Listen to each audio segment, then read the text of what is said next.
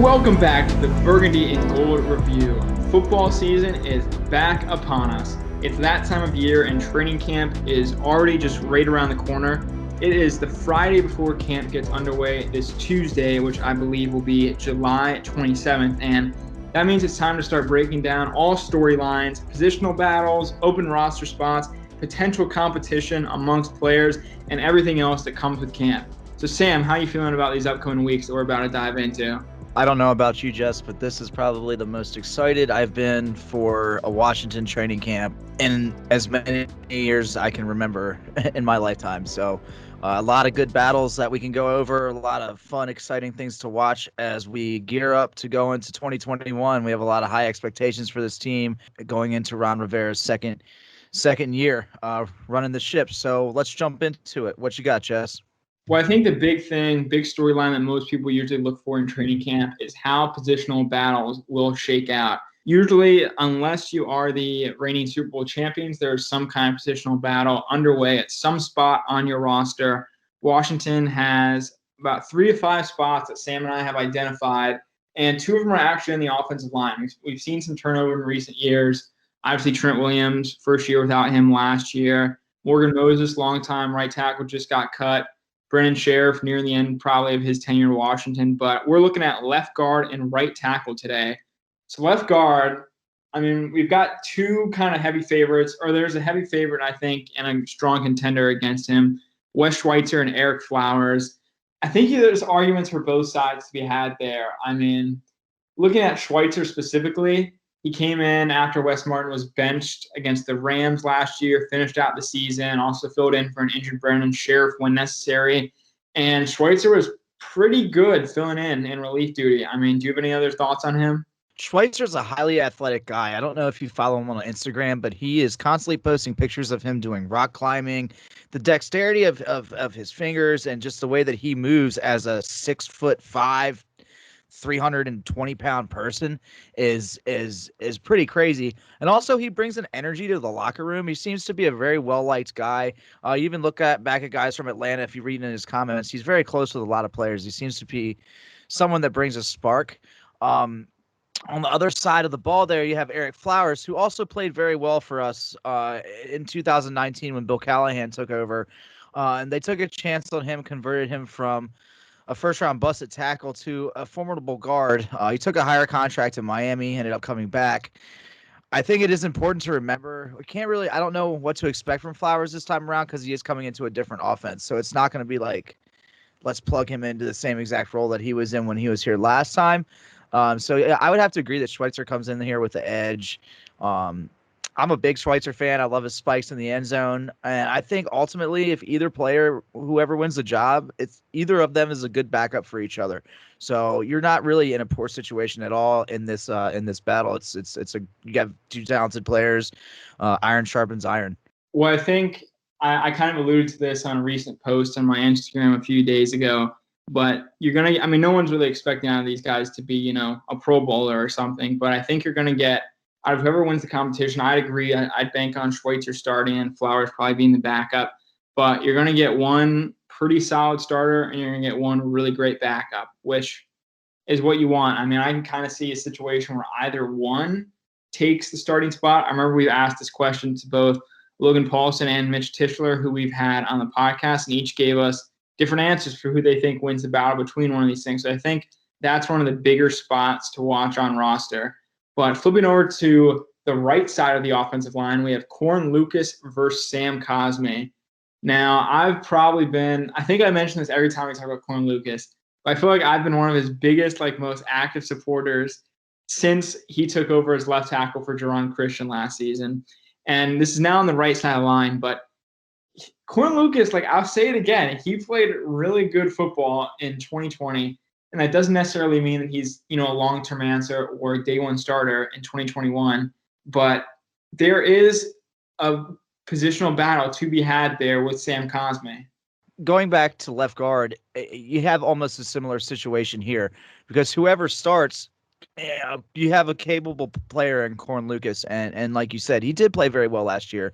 And as it goes for offensive linemen, the less you hear their name, the better they're probably playing. And you didn't really hear Corn Lucas's name that often last year, which is a silent player, which is what you want. However, if Sam Cosme is going to start, that means Cosme's playing well enough in camp and preseason to warrant them throwing him out there and trusting him to do that job. Rivera does have, if you look through the course of his career, and I know I've brought this up in podcast episodes before, he likes to throw his rookies out there and see what they got. So this is another situation where I think they're in a good spot. I think whoever ends up starting there is going to be capable. Then they'll have a capable backup or a good young player that's developing under the tutelage of some veteran players.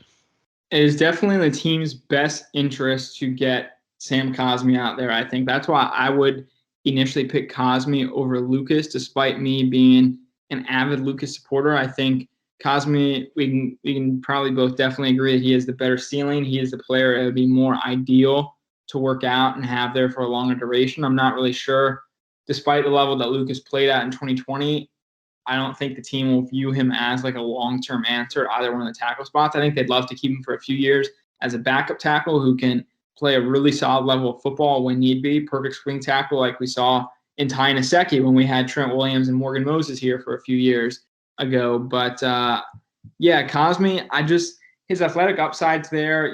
There's a lot of turbulence and turmoil at Texas in 2020, which caused a decline in his play and his draft stock from 2019 when he was looking like a top 10 pick. But, there's a lot to like in Cosme. I think under the proper tutelage of an offensive line coach like John Matsko, who overachieved with his group, we would say, last year, I think just getting Cosme out there or at least looking for the best possible opportunity to work him in and then have your right tackle, or maybe you can prep him to then flip to the left side down the road. But just getting Cosme out there, I think if you think he can hold up or he's even close to the level that you got to play from Lucas in 2020, then I think you got to go with Cosme. I'd have to agree with you totally. The best way to get it to develop is experience, and you're not going to get much experience sitting on the bench as an offensive tackle. I believe I talked about this with Mitch Tischler, as you mentioned. Like, it's different from quarterback. So you can sit and watch and learn, I guess, more as a quarterback than you can as an offensive tackle. So I definitely see Sam Cosme being a day one starter at that position, and Corn Lucas filling the swing tackle. Moving right along down the offense, I have the slot wide receiver position battle, between incumbent Steven Sims Jr. and the newly signed free agent from Tennessee, Adam Humphries. Steven Sims entered the NFL as an undrafted free agent out of Kansas in 2019 from the previous Jay Gruden regime. Played pretty well his rookie year, created a spark in the offense. Like, I think I've said this before, but he was an above average player on a below average team. Has a lot of fumbling issues over the last 2 years. Seems like when he's on, but when he's off, he's really off. On the other side of the ball, you have Adam Humphries, who had quite the rapport in Tampa Bay with Ryan Fitzpatrick. Sustained some injuries last year in Tennessee, but when he's healthy, has proven to be quite a productive player. Jess, what is your thoughts on this battle, and how do you see it shaking out? I think Steven Sims missed his opportunity to be a long-term player for Washington. Now, there's still plenty of time in training camp. First day of camp hasn't even started. Sure, he could light up the world and be a great slot receiver for Washington, but is that really going to happen? He was good at his rookie year, but it's kind of hard to kind of gauge how good that is stacked up against the type of team Washington was in 2019, which was a not very good team, which is why we had the second overall pick. But yeah, I lean heavily towards Humphries here. In part, you mentioned his time in Tampa Bay with Fitzpatrick. I believe I'm right on this, but I think Humphries had a career year in that 2018 season when Fitzpatrick played like the first 4 to 6 games and then came back in for Winston down the stretch when he was suspended and then got benched a few times. So, his career year already came with Washington's probably starting quarterback. So I think that already there is enough to kind of cement his spot. And then with Sims, last year was the time for him to make an impact when our wide receiver 2 was Dontrell Inman. Now the wide receiver room is stacked. We've already gone over it before in previous pods, but there's not really any room at the moment for guys that you have questions about or guys that you're banking on them continuing to develop. I mean, the drops issue has been there for 2 years. The fumbles issues have been there for 2 years. They can be fixed, but that ship might have sailed already. Cam Sim, I mean, there's already 5 locks to make the roster at wide receiver. They're probably only going to take 6. I mean, maybe Sims makes a roster, but I definitely don't see him beating out Humphries for the slot. I totally agree. It definitely doesn't help that he was from the Gruden era. Humphries was this regime's recent signing, the rapport, everything. Adam Humphries has quite the advantage over Steven Sims, in my opinion, as well. That leads us to our next positional battle at wide receiver. That's at wide receiver 6. We have incumbent Kelvin Harmon as well as incumbent Antonio Golden. Both saw minimal time last year. Kelvin Harmon obviously missed the season with a torn ACL after showing promise his rookie year, in the back end of his rookie year, rather. And Antonio Golden's rookie year was highlighted by a jet sweep for 22 yards after he was thought to be a 4th-round steal out of Liberty. Both guys very athletic. I really don't know how this one's going to go. What do you think, Jess? I think this one is a toss-up right now. I know a lot of the fan base likes Kelvin Harmon more than AGG. You know, when Kelvin Harmon played in 2019, he was, one of those few bright spots in a pretty putrid offense. Whereas the only exposure we've gotten to Gandy Golden in 2020 was drops, injuries, inconsistency, and just not, I guess, living up to the expectations that fans build him with. Now, I mean, I don't think they would keep both of them. I just mentioned there were probably 5 wide receiver spots taken up.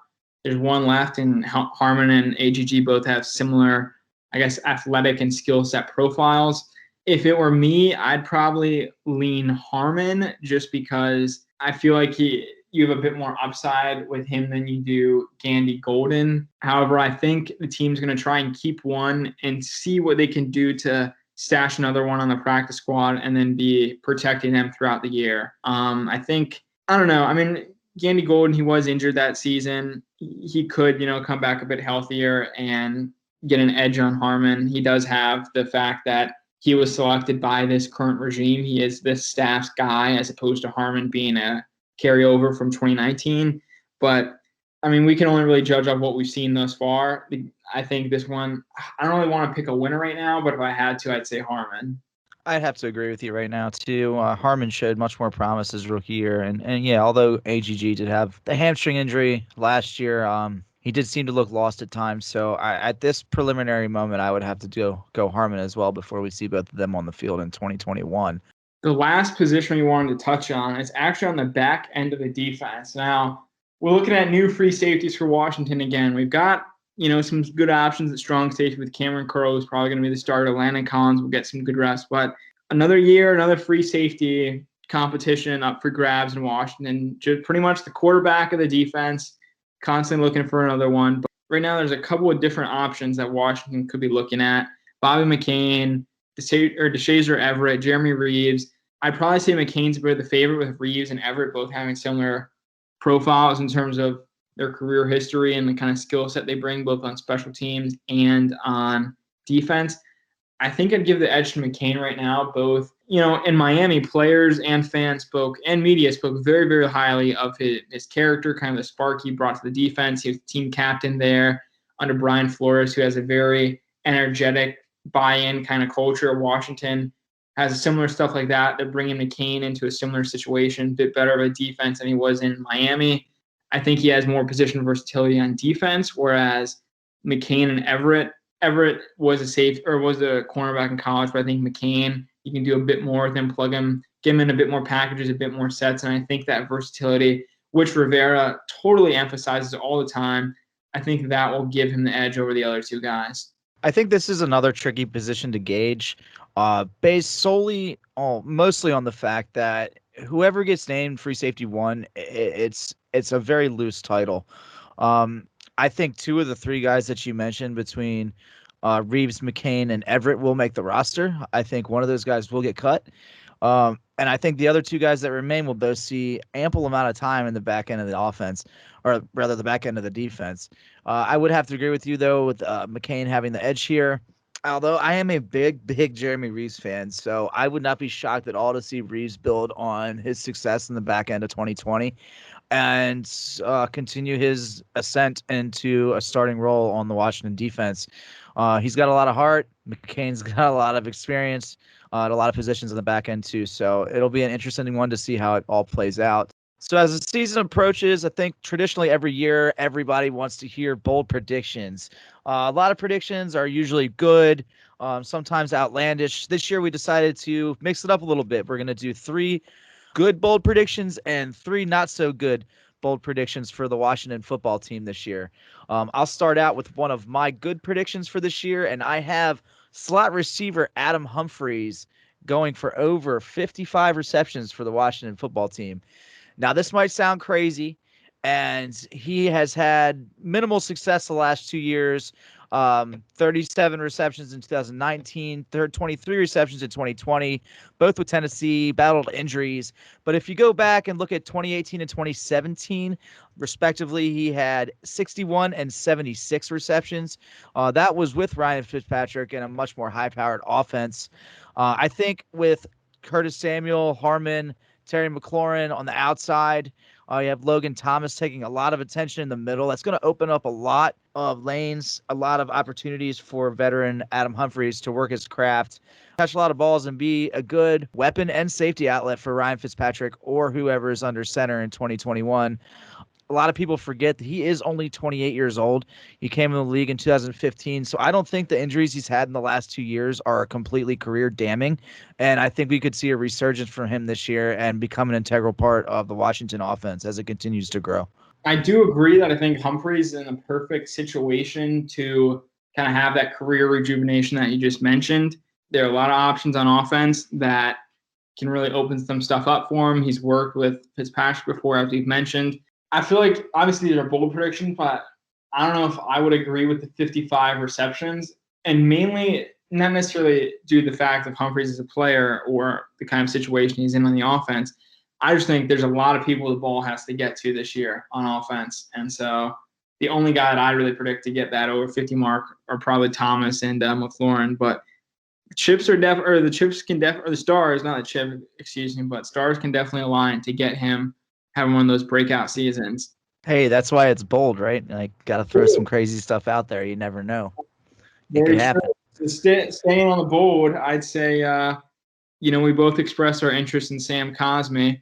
Why not predict him to be the starter for 17 games this year and be a good one at that? Yeah, I'm totally on board with that. I can't really argue with that. I think our thoughts and feelings on Sam Cosmi are reciprocated. For the next good, bold prediction, if you've listened along to this podcast over the course of the last little bit of time, you probably noticed my displeasure with Dustin Hopkins. So this might come as a surprise to you, but I think that Dustin Hopkins is going to have a bounce back year in 2021. When I say bounce back, I think he might actually end up having the best year of his career. In 2015, his rookie season, first year with Washington, he had a 89.3% field goal percentage. Did not have another one that high until 2018, where he had 89.7. And injuries plagued him in 2019, 2020, where he is fallen off quite a bit to the point where fans are calling for a cut. I've been calling for a cut. I've cursed his name many times. Thankfully, I haven't broken any TVs over Dustin Hopkins. But this year, I think we're going to see him have a career resurgence. He has a great snapper and Shrimp Cheeseman snapping to him now. No offense against Sundberg. But I digress. I think that we're going to see a good year from Hopkins. He's going to be put in a lot of good positions, and he's going to hit some field goals and win some games for us.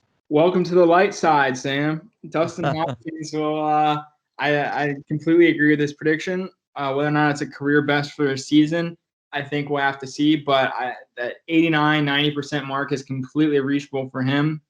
I feel like I've always been at least, I wouldn't say a Hopkins supporter, but at least a Hopkins apologist over his tenure in Washington. I remember it feels like every year fans have wanted to get him replaced, but I guess that's what comes with being a kicker, is that it's easy to pick out flaws in a game when a missed kick occurs. But I feel like Hopkins has been a steady, reliable kicker for Washington over his, 5, 6, 7 years here now, since 2015 at least. Yeah, I think, he's probably healthy now. It's just 6 years. hamstring is a big thing. I mean, you need your leg to kick when you're a kicker. And he's also coming back on a 1-year deal, so it's now or never pretty much for him. And I think he'll step up to the plate. I mean, he's got great leg power. His accuracy from far range is hit or miss sometimes, but I think we'll get another good Hopkins season. So somehow William Jackson has fallen through the cracks when talking about Washington's additions this year. I remember everybody was super stoked to get him when we signed him back in March. There was a lot of hype. But then Curtis Samuel was signed the next day, and that signing somehow overshadowed William Jackson. I think William Jackson is poised for what I believe to be a Pro Bowl year in 2021. We'll have to see if he actually gets to the Pro Bowl. Pretty much a popularity contest. You all know that by now. But I think he's going to have the best year of his career with Washington. He's exceptional man coverage cornerback, very good. He can pretty much lock down a quarter to a third of the field on defense. He's that talented. He's healthy. He's in a much better defensive scheme than he was ever in Cincinnati. Last year, he had a pretty solid year for Cincinnati, and he was playing behind the 32nd ranked pass rush, excuse me. And pass rush complements secondary more than secondary complements pass rush. Washington had the second best pass defense last year, and I don't think fans would agree that we had the second best secondary necessarily in football. But that pass rush is so good, and then getting a player that probably is the most talented guy in the secondary we have now is going to work wonders for the defense. We already have a good cornerback in Kendall Fuller. One side of the field is already squared away. We've got the pass rush. We've got the keys. I mean, we've got pretty much everything that it takes for a cornerback to be solid. And William Jackson is the most talented guy they have there now. I think he's going to have a great year. I'm saying he's going to get more interceptions in 2021 than his current career total of 3. I think he can have at least 3 interceptions for us this year. I am in love with that pickup. I think William Jackson was a through the roof signing. I am actually more excited to watch him this year than I am to watch Jamin Davis. And that's nothing against Jamin Davis. We're going to watch him progress for the next year, for years to come. I think this year is going to be a pinnacle year for William Jackson. I'm not sure if I agree with him having the most interceptions on the team. I think he's going to open up a lot of opportunities for Kendall Fuller. But I do think and agree with you that he will top his total of 3 interceptions for his career this year. He's going to absolutely ball out. I think he's going to add an element to this defense that it was missing last year that we didn't even realize it was missing. And it's going to take this defense's places that we can only dream of. Well, you just mentioned Jamin Davis, and it feels like we haven't talked about him since the draft. But sticking on that, my last good bold prediction is I think Jamin Davis has a defensive rookie of the year season. Now, like I just mentioned with Jackson, the Pro Bowl, we'll have to see if he actually gets selected for that honor. But I think just like Jackson, everything is aligned for Davis to have a great, great season on defense. I mean, obviously there's going to be some dark horse candidates that emerge throughout the year, but you look at the other heavy favorites that have been picked as a defense of the year favorite, Micah Parsons in Dallas, Jalen Phillips in Miami. I just think that Davis in Washington is the best kind of situation to enter as a rookie linebacker. He's got a great defensive line in front of him. Ron Rivera and Jack Del Rio, obviously both former linebackers who know their stuff, handpicked him as the guy they wanted as their linebacker of the defense. Good secondary behind him, good defensive scheme. I mean, he's a bit raw, but with coaching and then just not having to have the load on his back of having to carry a defense or being one of the better players on defense day one makes it a lot easier for him to just smoothly transition into the defense and start making just those instinct plays that he was doing his final season at Kentucky.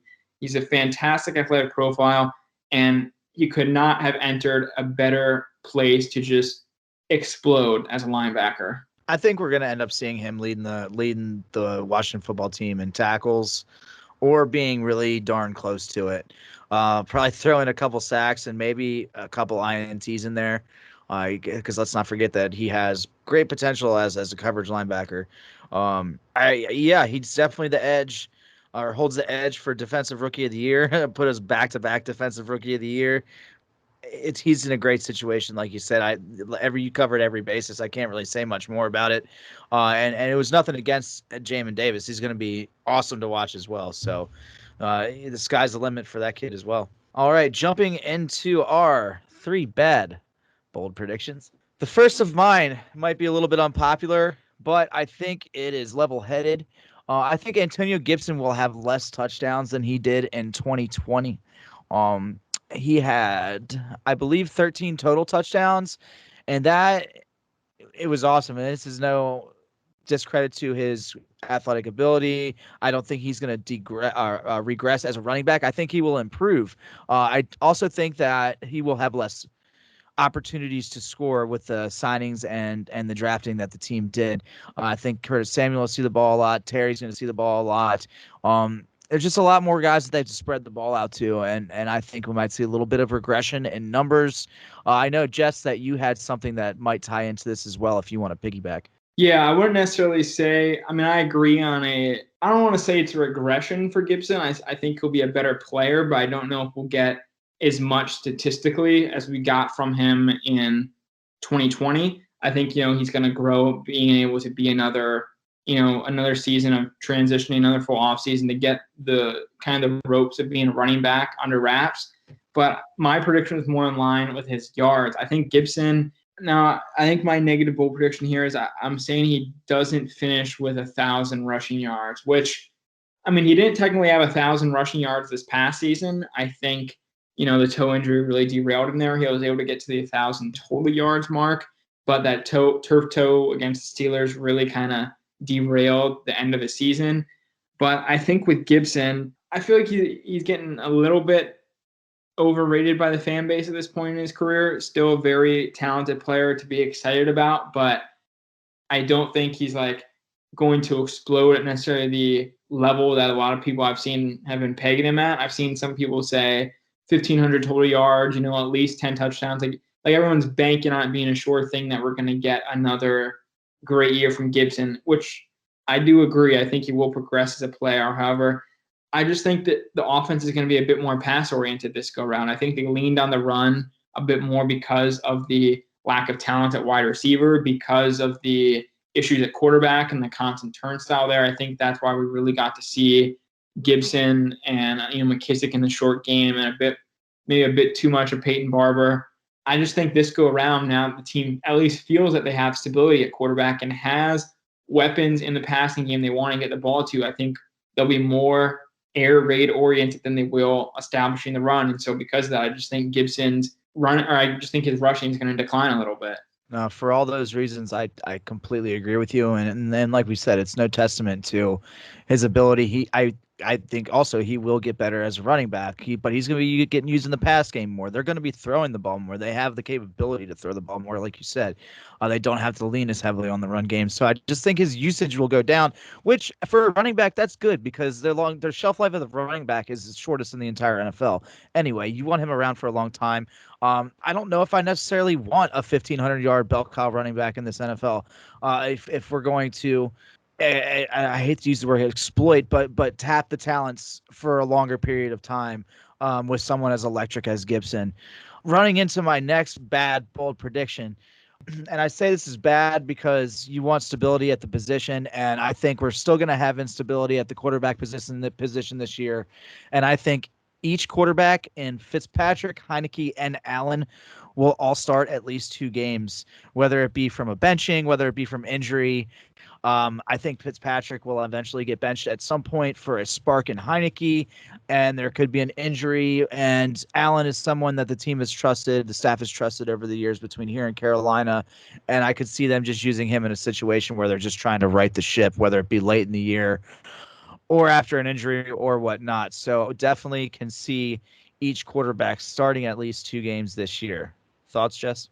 That is a bad bold prediction because that would be the 4th year in a row. If Washington played all 3 quarterbacks, they would have had at least 3 quarterbacks playing the season. They had 4 play in 2018. I think they had 3 play in 2019. They had 4 play in 2020. So not good to have that kind of instability at the position like Washington has had. I don't think it's unreasonable to say that Fitzpatrick gets benched. That's actually one of my bad bold predictions too. I think he gets pulled at some point in time, just based on how we've seen Ryan Fitzpatrick's career go. Sure, I mean, there was that 2015 kind of outlier season where he had good talent around him. He was able to start, with full confidence of the staff in him. However, I mean, that's a similar situation that he's coming into now. But I mean, you just look at how his career has played out. He's had some great games, and then it feels like he kind of falls off the rails a little bit. I think he gets benched a bit later on in the season, and whether or not that's Allen or Heineke that gets put in, whether it be in the middle of a game and the team needs a spark, like you said, or if it's for a specific stretch of games, like how we saw Ron pull Haskins after 4 games last year. But I think until we actually get stability at the position, I don't think it's unreasonable to expect the instability we've had as of late. Yeah, it's unfortunate, but I don't have any proof of anything other than instability right now. So what am I supposed to expect? Do I hope that Ryan Fitzpatrick comes in, has a late career resurgence, similar to Rich Gannon and Brad Johnson, leads us to an NFC Championship game, yada, yada, yada? Absolutely. I'd love to see it. Do I think it's going to happen? Probably not. I wouldn't bet on it. However, I just think it's more reasonable to see something like this happen. But in the same breath, each player is capable, and it's not to say that even if they had 3 quarterbacks play this year, that they couldn't win games, because look at last year. But it's just not ideal. You just want to see stability at a position that it feels like free safety, where they just never ever have it. You know, even when Kirk Cousins was here, it wasn't as stable as you'd like to have it, because we didn't know if he was going to be here or not. So yeah, I like you said, it's hard to not expect instability. So let's hope that we are wrong in that feeling. Exactly. I mean, is it possible that Fitzpatrick plays the whole year and plays good? Yes. Is it plausible? I even agree to that too, but it's pretty much, I'll believe it when I see it. Prove me wrong at this point in time. I mean, we have had so much, I guess, like you said, even with Cousins, that was a year-to-year thing. I mean, 2015 didn't know if he was going to be here for 2016. 2016 didn't know if he was going to be there for 17, so on and so forth.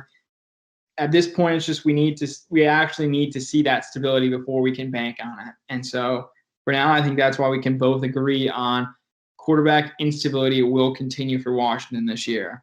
We've gone over the positions we think that are up for grabs. We talked about some good things that could happen this season with our expectations, and some realistic bad things that could transpire as well. But kind of with those positional battles, there are always open roster spots up for grabs, whether it be a starter or a depth spot. So we've identified at least a couple guys that we think aren't necessarily a lock to make the roster, that are somewhat notable guys on roster. And the first 2 kind of go hand in hand, and we've even talked about them earlier in the podcast, is Gandy Golden and Kelvin Harmon at wide receiver.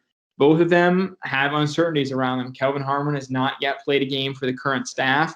He's also coming off a torn ACL, and wide receiver depth is fantastic this year. Antonio Gandy Golden disappointed in 2020, and going back to just there being better guys ahead of him at this point. I mean, do you see a situation either one of those guys gets cut, or maybe even both, Sam? I mean, I can see a situation where both of them get cut, and that the NFL waits for nobody, stands for not for long. Like, you have to make your impression as soon as you have the opportunity to do it, or somebody can come up from the rear and just take over. And there's a draft every year. There's free agency every year.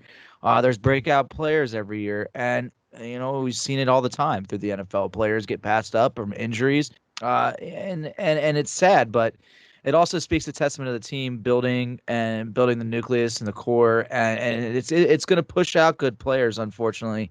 Like we said before, I think ultimately Harmon makes a team, and we do see AGG pushed off the roster. Or I'm not 100% sure if he's practice squad eligible. I believe he is, based upon the amount of time that he was injured last year. Because I do believe that he went on a short-term injured reserve and wasn't on the active roster for the amount of times that would nullify him from being a practice squad candidate. So I think that option is still there. Whether they can keep him on the practice squad without getting poached from another team remains to be seen. But Yeah, I totally agree with everything you said there about that. There's, a situation. I can't see them keeping 7 wide receivers, as we've discussed before. So ultimately, I think one of them will be gone. It could be two if somebody else steps up. So you just never know. One under the radar guy that was for one of Ron Rivera's first draft picks, Keith Ishmael last year. Got a guy, Taylor Larson, sitting there as a veteran, backing up Chase Roullier as well. And it seems like ever since, excuse me, Keith Ismail got drafted, he hadn't really heard much about him. Didn't seem to make a whole lot of progress, and if he has, nobody's really talking about it. So I think he could be somebody you see pushed out the door this year. That was a last year's draft, mid-round draft pick. So obviously there are the guys that can get pushed off roster, and obviously those are in favor of the guys that surprise in training camp, the guys that make their impression when the opportunity is presented to them. We looked at the downside of where there are some guys like Harmon or AGG or Ismail that could get pushed off the roster, but what about those guys that are doing the pushing off? I mean, we each have a few guys we like here. I think a good surprise in training camp to bank on would be Khaleke Hudson. I mean, he made a really good play against the Seahawks game last year, and I know one play doesn't define everything, but those are the kind of plays he was making at Michigan during his career there. Khaleke Hudson, really athletic guy, great special teams player in college. I know the staff likes him. He has a little bit of position versatility as kind of a linebacker safety hybrid. But unless you're a hardcore fan, I don't think you can name any one of the linebackers beyond John Bostic, Cole Holcomb, or Jamin Davis. Linebacker depth is an issue for Washington. There isn't really any competition to Hudson to be the primary backup. And I think, his profile fits what the defense needs. He's got the kind of juice and spark potential that you want. And there really is no real competition for him to not emerge as a really good backup that could get some good snaps as the season goes along. Yeah, I think he's going to end up seeing a lot of snaps, like in nickel defenses, dime defenses, just for the simple fact that he's kind of a hybrid player, but somewhere in between a safety and a linebacker. And he's a playmaker. He finds himself around the ball all the time. He had all those block punts in college, excuse me. Yeah, I think he's definitely going to make an impact. Like you said, there isn't really a competition there because there's virtually no one to compete with. But I think that they'll find a way to weave him into the defense and make him a pretty active contributing member. Like Logan Paulson said previously, he's like a little pit bull running around. So that's the kind of guy I want back there. I think he's definitely going to make an impact. A guy that I think is going to make an impact that's a little bit under the radar this year as well is rookie safety Derek Forrest. His attitude and just the way he carries himself, his demeanor. I think that he's going to end up taking the spot and the roles and duties of DeShazer Everett. And due to DeShazer Everett's age and there's nothing against him. He's been a solid player for us for, quite a few years now. I just think the younger option, the younger draft pick, safety is, although nobody's really emerged as a great player in the back end, it's kind of saturated. They have a lot of guys. So I think we're going to see some guys pushed off. And I think Derek Forrest is going to stay on and become a pretty integral part of the special teams unit and going to make some plays this year. Yeah, I definitely think you're right with that. Derek Forrest, I can see him being the guy that pushes off one of DeShazer Everett or Jeremy Reeves off the roster. Which one of those it is that, gets cut, we'll just have to see how training camp plays out. But Everett, special teams coaches have absolutely raved and gushed about his ability as a special teamer.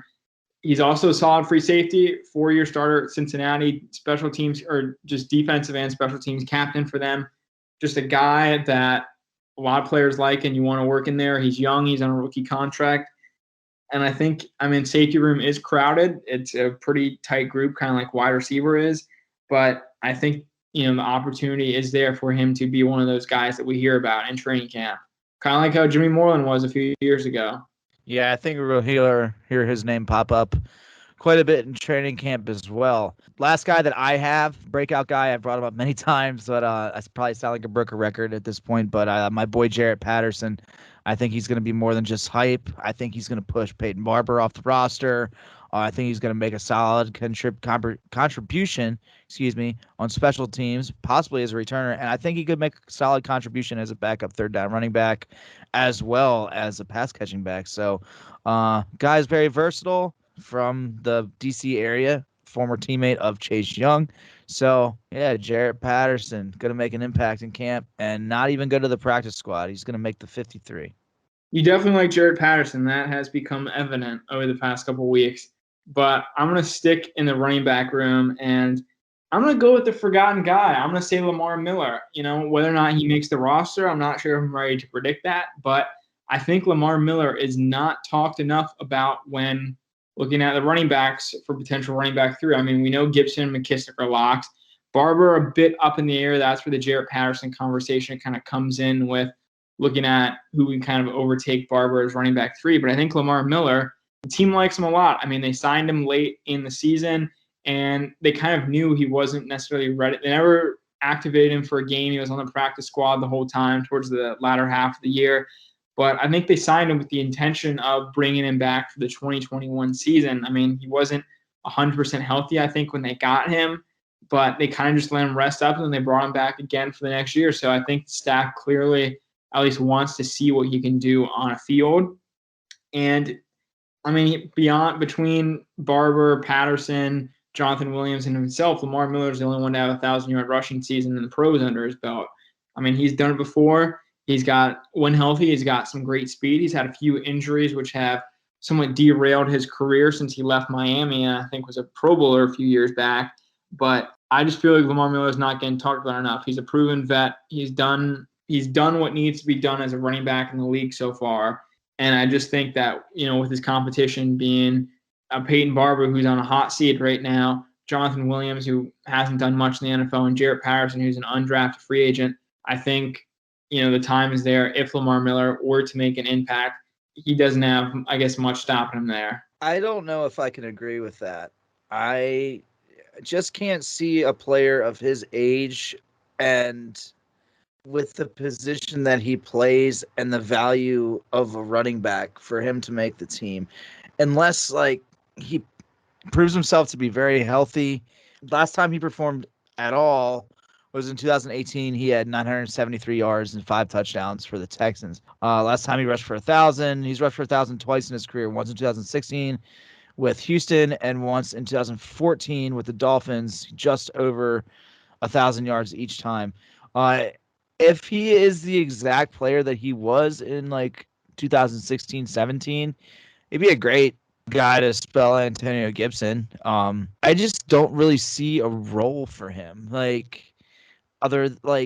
the value of his role? Is it really worth a roster spot when they can go out and just grab somebody from, the free agent crop at the most saturated position in probably sports? So I respect your opinion on it. I just don't think I can agree with him making this team. Like I said, if he's a player that he was before, then sure. But I just don't think that being a running back, you don't have a lot of value as it is. You're old. You were injured. I just can't see it. I think he'll be somebody that's cut first week of camp. We'll just have to see. We'll have to see how it plays out. Yes, sir. Beyond us. So we'll have to see how things transpire there. Hey, I hope he comes out and rushes for 2,000 yards and is on the cover of Madden next year. Rushes for 2,000 on our team. But the last guy I wanted to toss in here was at another position where depth is definitely a question, and that is the rotational edge rusher behind Chase Young and Montez Sweat. We both know they're going to do their thing, probably going to combine for at least 20 sacks this year. I mean, everything's aligned for those guys to just be stars. But Ryan Kerrigan isn't here anymore. I mean, Ryan Anderson left in free agency, and Washington's looking at not really having a third edge rusher. I mean, they drafted 2 guys in the 7th round, Shaka Toney and William Bradley King. Different portions of the fan base like each one of them for different reasons. There's James Smith-Williams, who made some plays last year, very high IQ player, quick learner. But the guy I'm going with as a surprise is Casey Toohill. And we had Logan Paulson on a few weeks ago, and he told us he's been working with him. And it's not necessarily a pick of Toohill just because Paulson gave us the inside scoop on him.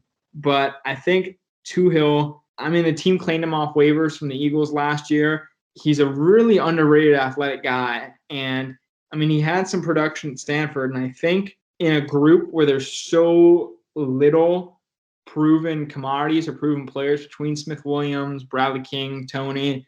I think Casey Toohill has, we've been talking about opportunity this whole time. All these guys need are just slight opportunities at each one of these spots for someone to get pushed out and someone to take their spot.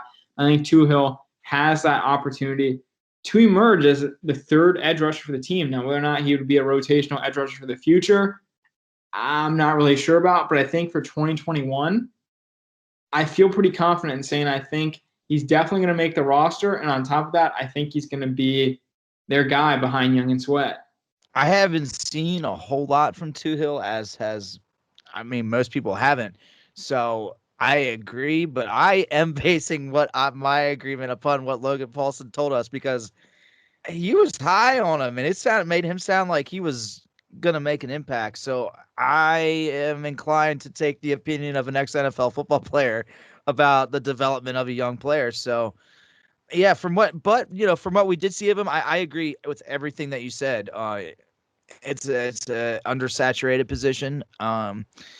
Somebody's got to step up. You got some really young guys, and you might have a situation where, I don't want to say it's necessarily a cakewalk for him to win, and it's not a detriment to his talents, but he could take advantage of a weaker field and stay on the roster and continue to build his talent. So yeah, the Toohill is a very sleepy, good pick, and I think is going to become the Burgundy and Gold Review's guy as the preseason and training camp goes on. That's all we have for you this time, guys, and thank you so much for tuning in. If you like what you hear, please ensure to follow us on Instagram. That's at WSHFootball365 and at HTTR.nation. You can also follow the podcast Instagram. That's at the BNG Review on Instagram. That's at the letters BNG Review on Instagram. If you like the music that you hear in the intro, be sure to follow jack._com on Instagram as well. Be sure to subscribe to us on YouTube and follow us on all your podcast platforms, including Spotify, Apple, Amazon, and Audacity. Be sure to tune in next time. We'll talk to you soon.